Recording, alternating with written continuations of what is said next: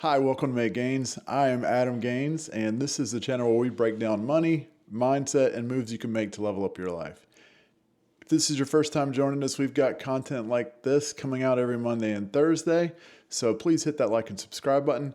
Today, we're going to be talking about cost of living. Let's get into it. This is why I feel like the cost of living has never been as bad as it is right now. Because it used to be when the cost of living was high, it was for the things that you need in life. Food, gas, shelter, all those things cost a lot of money. Right now, all of those things still cost a lot of money. And also, I feel like it's just expensive to just be alive. I feel like my life, as soon as I wake up, is literally just me putting down a credit card. And life is a bartender. And it's like, what are you going to have? And I'm just like, I'm okay. I don't really need anything today. And it's just like, oh, really? Well, if you're going to be here, you're going to need to spend money. And I'm just like, what do you mean here? I'm just in the world. And it's just like, yeah, you have to buy something now. It's even getting to the point where I feel like even my thoughts are getting expensive. I could just have the thought of like, my nose is a little stuffy. And then all of a sudden, I open up my phone 10 minutes later and have 12 ads for like, oh, you have a pollen allergy. You got to buy these anti-pollen allergy pills or you're going to suffocate in your sleep. Sleep is the only place I still feel kind of safe. But even there, I could have sleep problems for one night and then I wake up feeling groggy and all of a sudden I'm getting targeted ads for melatonin gummies. It's like all of our necessities are still expensive and every increment of our life costs something. Yeah, he's not lying. I mean, it does feel like everything is a cost associated, and that cost is not low anymore. It's gotten incredibly high just to do the small things. And he's also not wrong about the targeted ads. I was having a conversation with my wife last week. I mentioned something that a friend was telling me about, and all of a sudden I started having ads in my Facebook feed for this particular item, and I'm like, man, this is just, it's too much. So grocery prices are continuing to go up. Costco and Walmart are raising some of their prices. People are showing it. Shut your mouth. I thought it was half of that. That was what we got last time. Was it 180 last time? No, it was 150 last time. It was almost $100 more expensive. Everything in here is going up by 25%. I swear, since 2 weeks ago. What is going on? I don't understand why the prices were raised 20 to 25%. Everything that we bought just 2 weeks ago has raised incredibly. It's kind of sad. $17.49 for one can of coffee in America. This used to be $11.99 a month and a half ago. Yeah, are we gonna go uncaffeinated in America? Because of what the $17.49 for one.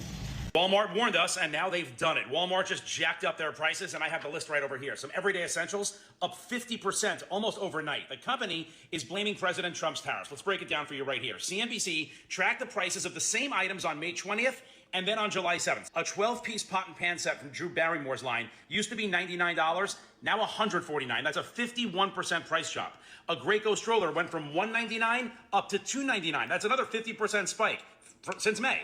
Even basic kitchen stuff like a nonstick fry pan up 28%. Coffee, bad news there. Folgers Classic Roast is up 17%.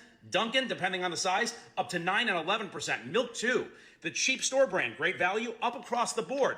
Whole milk, 2%, 1% milk, all cost more. Even men's jeans, Levi's Signature, ticked up. This is the time to go bulk grocery shop on anything you can store or freeze. This is going to get worse before it gets better. I'm not trying to be an alarmist, but I just got back from Costco, and if you're not paying attention to the shipping news, you probably should be. I know that everybody's worried about tariffs, everybody's worried about prices of things increasing. You should probably go ahead and take stock of your house and staples that you need to have and go ahead and get. And I don't mean panic buying, because we don't want to do that. That's not helpful to anybody.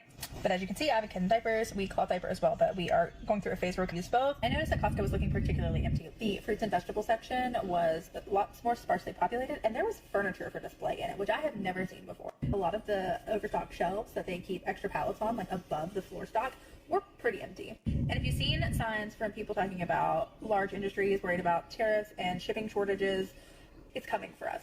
Now we have some tools and things that we use for resilience, right? We're not worried about running out of toilet paper. We have a bidet. We're not super worried about running out of paper towels. We have plenty of Swedish dishcloths and lots of just old rags that we can use. but I noticed a lack of the variety of fruits and vegetables that are normally available at Costco. If you depend on those, they're just not as available. For example, there were no carrots, and that's alarming. There were no peas or anything like that that should be coming in from the fields now, and I think that's directly reflective of what's happening with our migrant labor force. And I don't want you to panic. What I want you to do is start planning for your community and start meeting people and grow a garden and be resilient. We're at a time in the year where now is a really good time to try and grow food if you can afford it. It is also a really good time to get to meet your neighbors, because you might be wanting to trade skills back and forth. Maybe you're not a good grower, but your neighbor down the road is, and they're not handy with fixing lawnmowers, but maybe you can. Similarly, I have traded chickens for all kinds of things. So now is a really good time to get out in your community, make connections with your local food banks, what you can barter if you need to. The recession is not going to hit all of us the same. I do think that all of us are going to be affected.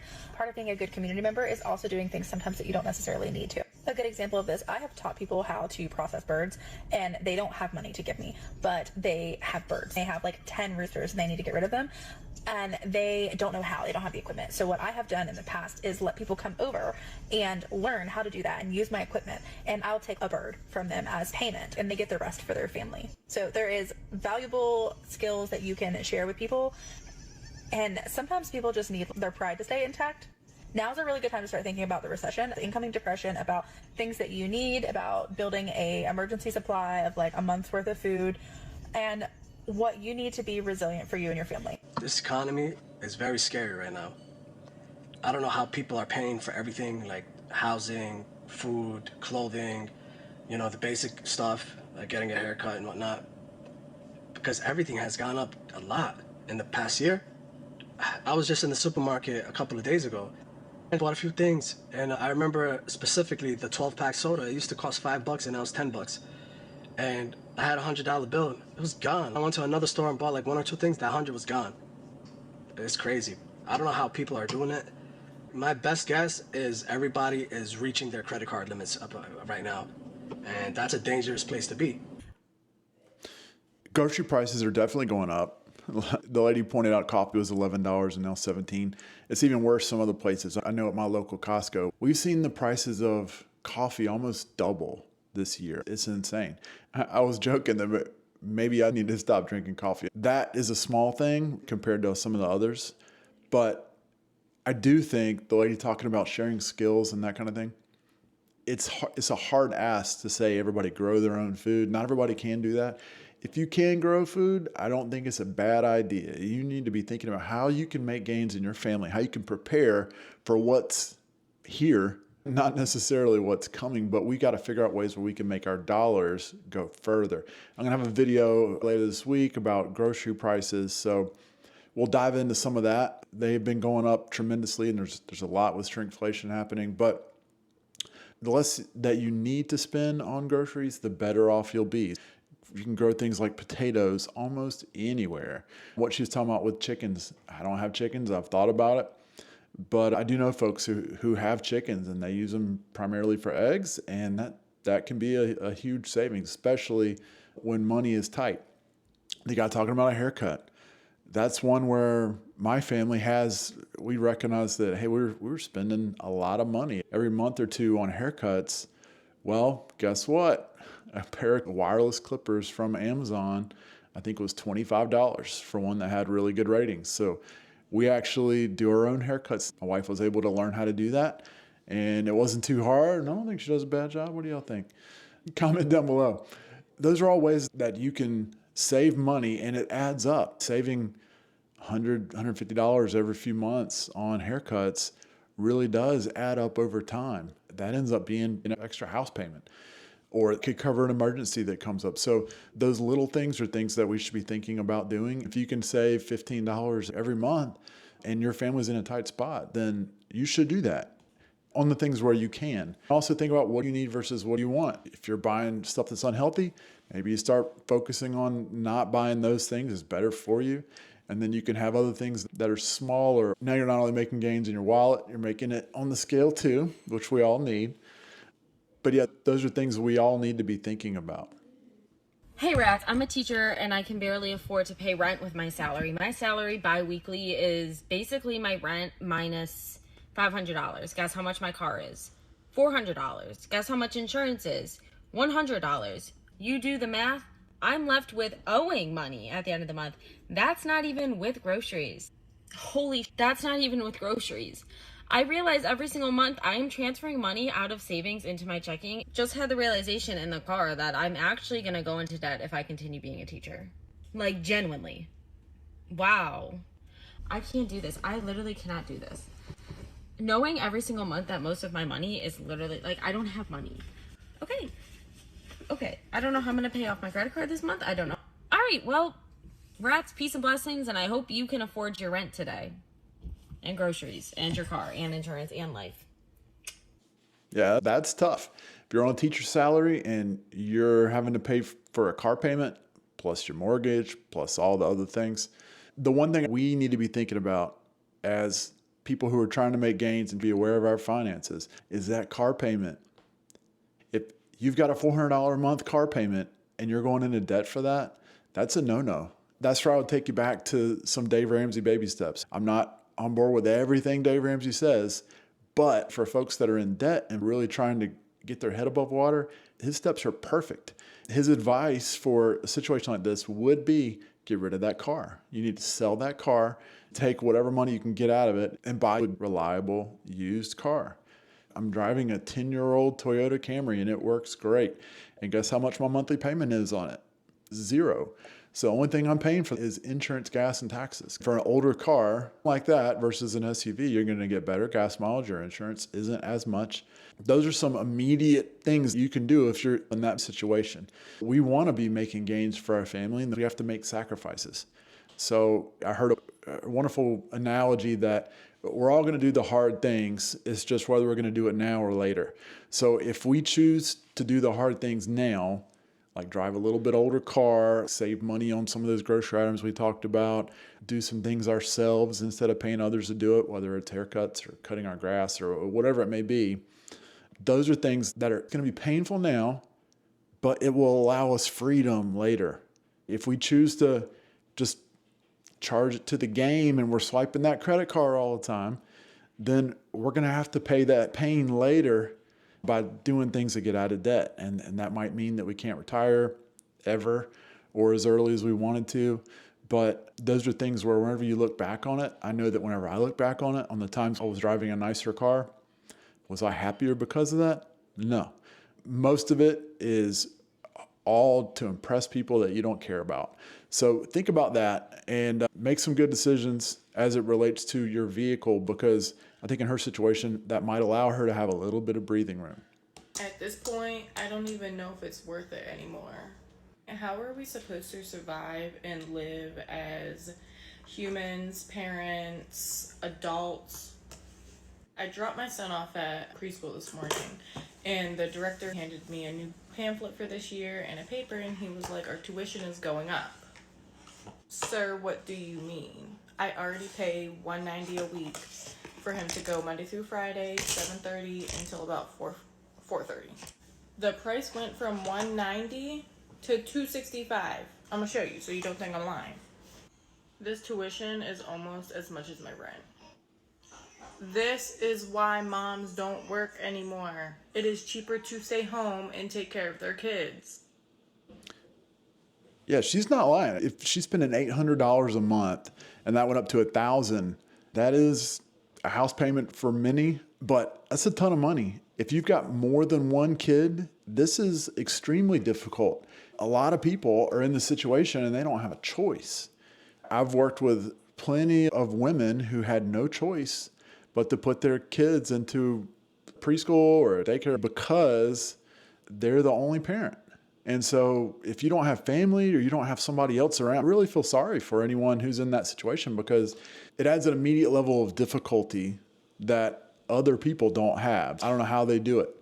For my wife and I, whenever we had kids, whenever we looked into daycare, it was almost the same as what she was bringing home. She was a paralegal, so she wasn't making a lot of money.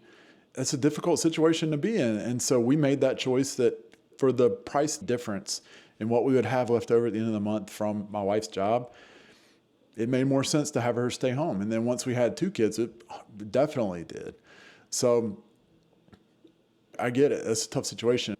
$1,000 a month is a lot of money. Living in America in 2025 feels like you're trying to breathe while someone's hand is over your mouth. And they're charging you rent for it. As soon as you get paid, it's gone. You buy groceries and the bags are lighter.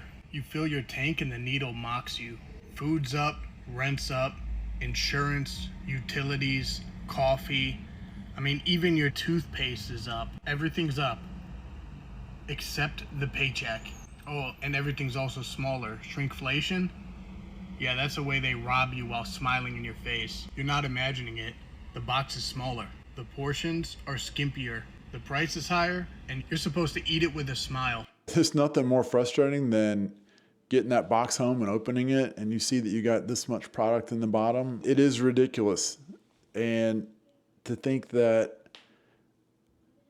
we've got all these things compiling, it really does make life more difficult. And that is why we've got to be so cautious about how we spend our money. So I know I preach this all the time, but if you're listening to this channel, I hope you appreciate it. We have to be people who are in control of our spending. We have to make a budget and know what we're spending money on. And we need to start to evaluate, are our purchases bringing us joy and happiness? I understand things we have to pay money on will not, but all those extra discretionary things, if they're not bringing us joy and happiness, don't spend that extra money. Just don't do it. There are a lot of little hacks that you can have, like Amazon, I know, is a big one for a lot of folks. If you look at your budget, and if you're like my family, you spend hundreds of dollars a month on Amazon. And some of those things are needs, but a large portion of them are not. They might feel like a need. But I heard some advice that put those items in your cart and wait at least 24 hours before you make that purchase. Or write them on a whiteboard. If in a week you still want it, then go ahead. There's a lot of things that we need to be doing to make sure that we're doing the best we can with what we have.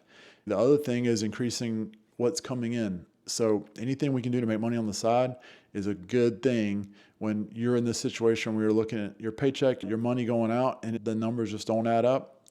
You either have to spend less or you have to make more, one of the two.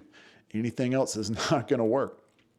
So think about those things, the skills you have where you can potentially make some extra money on the side with your side hustle, or ways that you can decrease spending by trading and bartering, or just not making purchases that aren't necessary.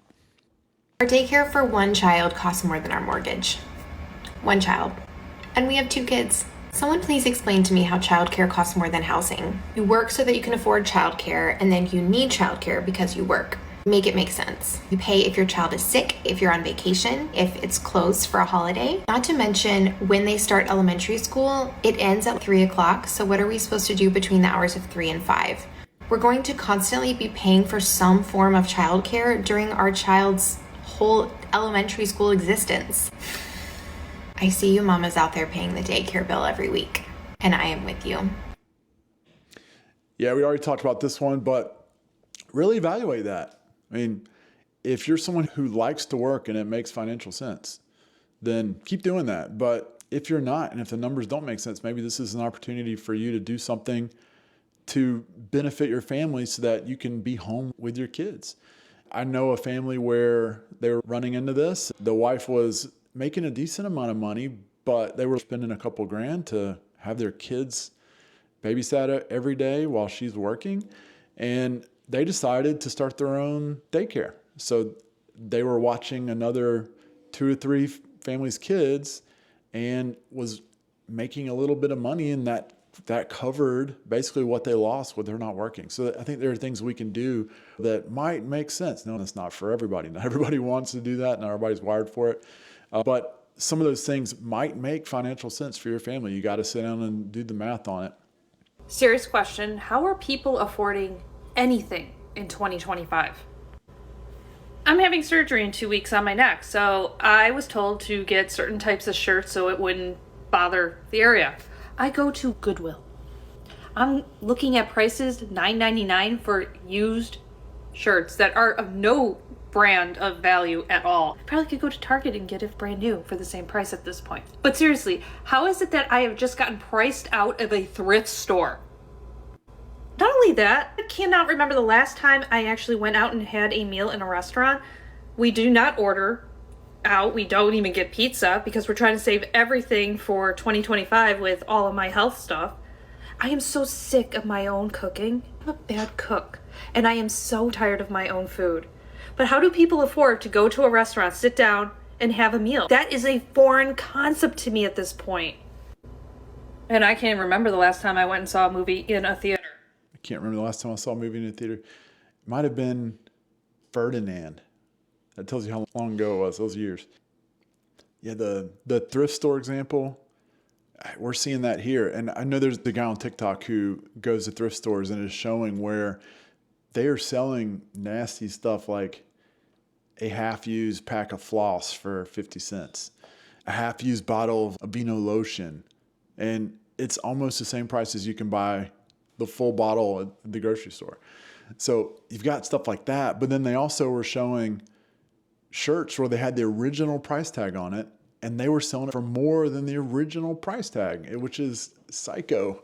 I don't know if the thrift stores decided they're not going to help people like that anymore, but there's a lot of that I've been hearing from thrift stores. You can see lots of videos on it where people are finding these really rando items that are 5-6 times more than what they should be.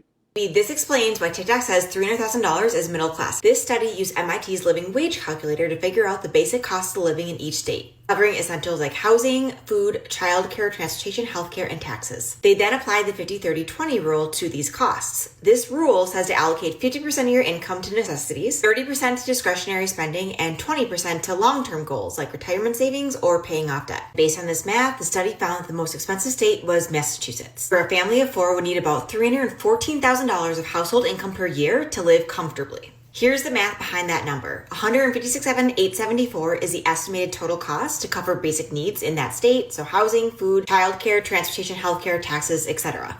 The remaining 30% goes to wants and 20% to savings. So the total of those three numbers equals $313,747. Based on that same math, this is the income you need for a family of 4 in the 10 most expensive states. And this is the household income you need for a family of 4 in the 10 least expensive states. So rewind the video and pause on those states so you can really see that and digest it. These numbers are crazy, and it really does feel like they might be accurate. This is an MIT study where if you go to the MIT website, all you're seeing is that 50%, which is the minimum you need to live. So the other 50% she's adding is based on the 30% for wants, right? So that would be vacations, things like that. And then other 20% for savings, retirement, which everybody needs to be putting in 20% for retirement. You've got to have that in life, right? If you go just bare minimum, then things start to get a little boring. Now, you don't have to do 30%, especially if you're not making a lot of money. You need to really focus on those needs and saving your emergency fund. That's where it's so important to do what we talked about, which is having that budget, saving money for an emergency, and making sure you're making smart decisions with what you're buying. So cut out those things you don't need, and that'll really help you to get that level up and make gains in your life. Thank you guys so much for watching today. If this is your first time on the channel, or if you've been watching for a while, I know that 92% of our viewers are not subscribed. If you're one of those, click that little subscribe button, and that'll help us out tremendously. We're trying to grow the channel and reach more viewers. Thank you, and we'll see you next time.